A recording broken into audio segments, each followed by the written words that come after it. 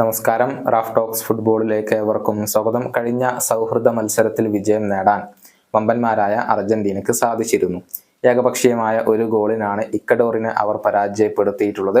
മത്സരത്തിന്റെ 40-ാം മിനിറ്റിൽ സൂപ്പർ താരം ഏഞ്ചൽ ഡി മരിയ നേടിയ ഗോളാണ് അർജന്റീനയ്ക്ക് വിജയം സമ്മാനിച്ചിട്ടുള്ളത്. മത്സരത്തിന്റെ സ്റ്റാർട്ടിംഗ് 11-ൽ മെസ്സി ഉണ്ടായിരുന്നില്ല. പകരം സബ്സ്റ്റിറ്റ്യൂട്ട് റോളിലാണ് അദ്ദേഹം രണ്ടാം പകുതിയിൽ കളിക്കളത്തിലേക്ക് എത്തിയിട്ടുള്ളത്. ഇതോടുകൂടി അർജന്റീന ദേശീയ ടീമിന് വേണ്ടി 181 മത്സരങ്ങൾ മെസ്സി പൂർത്തിയാക്കി കഴിഞ്ഞു. ഇതൊരു അപൂർവ റെക്കോർഡ് കൂടിയാണ്.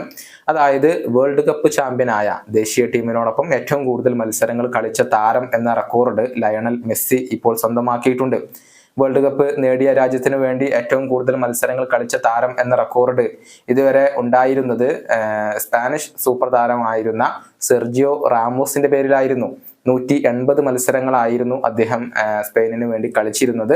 അതാണ് മെസ്സി ഇപ്പോൾ തകർത്തിട്ടുള്ളത്. 181 മത്സരങ്ങൾ അദ്ദേഹം ഇപ്പോൾ അർജന്റീനയ്ക്ക് വേണ്ടി കളിച്ചു.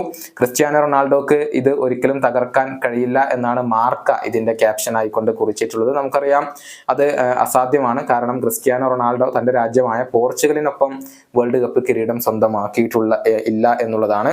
ഏതായാലും മെസ്സിയെ സംബന്ധിച്ചിടത്തോളം ഇനി ഒരു മത്സരം കൂടി, സൗഹൃദ മത്സരം കളിക്കാനുണ്ട്. വരുന്ന ശനിയാഴ്ച പുലർച്ചെ ഇന്ത്യൻ സമയം 5:30 അർജന്റീനയും ഗോട്ടിമാലയും തമ്മിൽ ഏറ്റുമുട്ടുന്നത്.